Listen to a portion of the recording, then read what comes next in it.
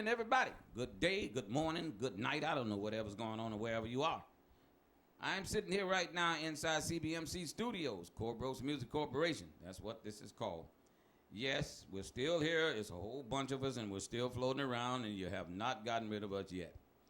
Probably not going to be able to do because it's several of us. It's a lot of us. Oh, yeah. It's quite a bit of us. So I'm sitting here right now with Bertram Cornelius, which is my nephew. He is my brother's son. I'm sure some of you guys know Bertram. Maybe if not, you'll look him up and find him. He used to sing with the group, the Cornelius Brothers, as well as Powerhouse Band. He was like the lead vocalist. And his son has now ventured out to be in the business as what, well, I don't think he could have helped it and had nothing to do with stopping it. I think that it's just genetics. You know, what are you going to do? You know, I mean, I'm going to ask you a question. A German Shepherd have a puppy from another German Shepherd? What is it? It's a German. What does that have to do with the price of beans in China? Yeah, well, what I'm saying is that you ain't going to German Shepherd ain't going to have a collie. It's going to have another German Shepherd. So, I mean, it's genetics of who we entertainers. That's what we are. It's coming from, absolutely. You know what I'm saying? Absolutely. So I'm sitting here with Bertram Cornelius. I'm going to let him introduce himself to you. Bert, it's on you. You got the clock. My name is Bertram Cornelius, but I go by Bert Cornelius, comedian Bert Cornelius. I'm a stand-up comedian. I'm an actor, occasionally a singer. I did follow in my father's footsteps at one point, but I ventured off into the land of comedy. And I'm here at Open, available for all things. You know, recently wrapped up a movie by the name of Band Culture. You can catch that on most digital platforms. And I also am working on my special to be released next year called Culturally Insensitive. But right now, I'm just taking in as much work as possible. Okay, and what have you been doing lately? I mean, where you been working at? Well, I work all over South Florida mostly because this is my home base. You know, anywhere there's comedy, you know, whether it be a coffee house, improv, wherever, I've performed all over.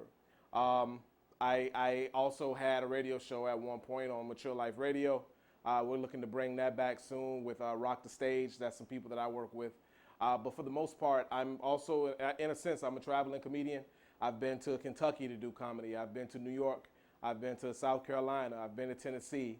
You know, I've been all up and down Florida, man. I'm just trying to continue to grow and make this out of something because, honestly, I want to do this for the rest of my life and not have to work. Okay, well, you're okay. I guess so. I don't know. I think it's work what you're doing. People don't know that entertainment, being a comedian, being in the entertainment business is a job. Oh, it is. All day. It's more than any job I've ever done. But it's the job I want to do forever. Well, you're tapping that mic. Oh, sorry. But well, you know something though, it is a very interesting job. It's also good to do something you love doing too. You know what I'm trying to say? Oh, absolutely. You know, I've worked at many jobs and I didn't love most of them. You know, it's good to be able to love what you do.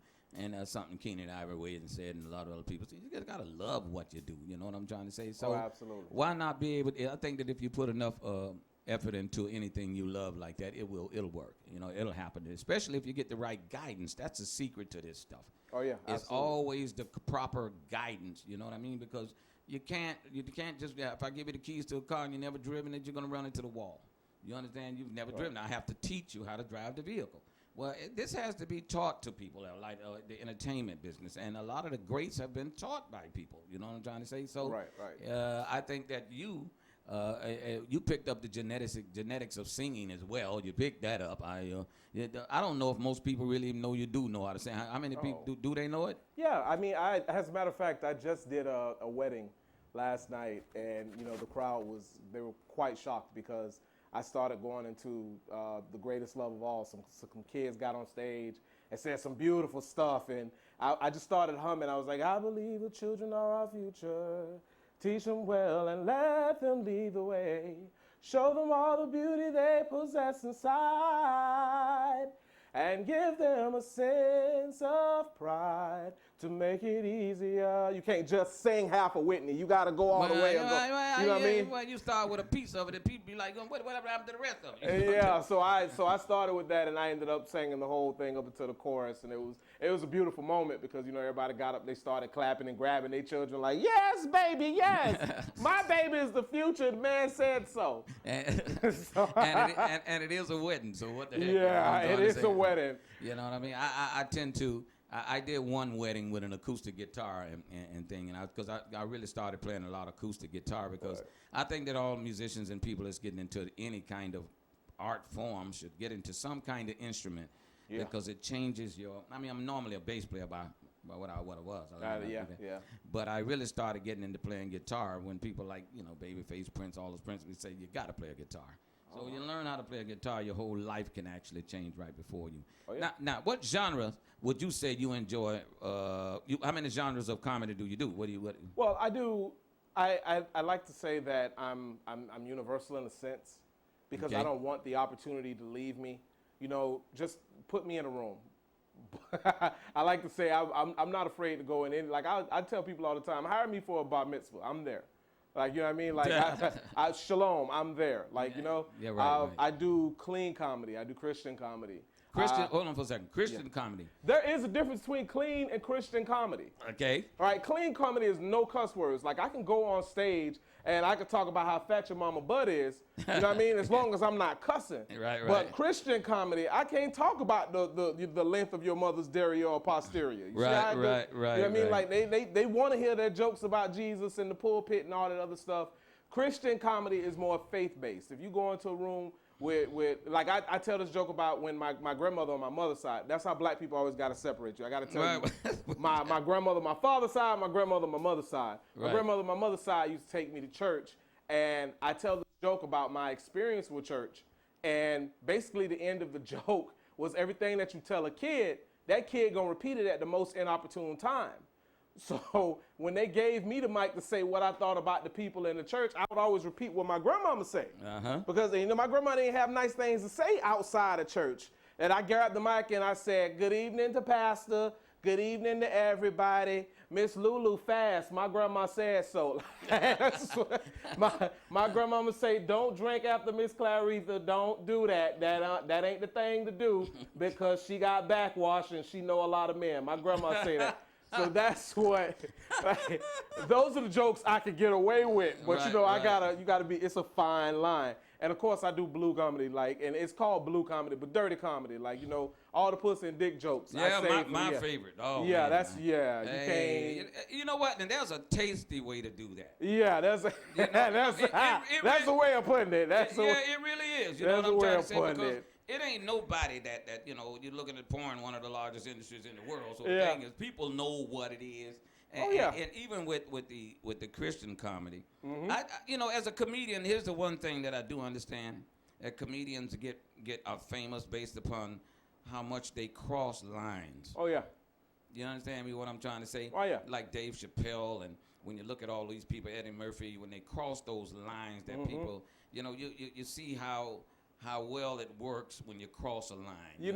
And you get to a point where you can cross that line habitually. Ain't nobody gonna do nothing about it. Well, really? It depends on where you are. Right. We ain't never. Black folks can find humor in a lot of things. Oh yeah, and that's basically me. I try to find humor mostly in the parts of my life that I've grown up around, my family background. It's an ongoing joke. Without any doubt. Your granddaddy was your granddaddy. And that's some of the funniest thing. Like sometimes when people ask me about my family, I always tell people I got like 150 cousins or whatever. Yeah. And I say it casually because it's true. It's true. And that's just Florida.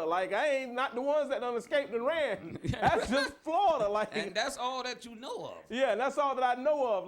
We gotta really plan in advance family reunions, because But I tell people that, and they're always like, really? What was? My grandfather was something else. My grandfather. He keep his pants off all the time. Yeah, my grandfather was something else. I mean, kind of makes you wonder. And he was a plumber, so he know how to lay the pipe. Yeah, he was laying a lot of pipe. Yeah, the man. And back then you had to use oakum with the pipe. You couldn't use PVC. Yeah, well, he bought it all. He bought the whole, dug the ditch, laid the pipe. I'm just saying. You know what I ran into? It's funny how we come around as a family, and with a whole lot of people. But then again, that's kind of cultural as black people. Been big families are big around, because.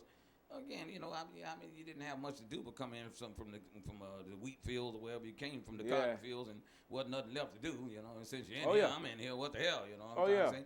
But my favorite again, I had one guy that came on my show that did he was a Christian comedic, extremely funny.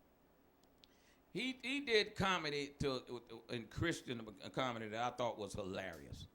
He said a lot of people thought he was being, like because when he told a joke about Jesus with the nails in his hand, all that stuff. He said, to me, I thought it was hilarious because because there was a lot of truth to it what he was saying. Right. You know how it is with comedy when what really makes it funny is how truthful it can become. Yeah. How truthful it really is.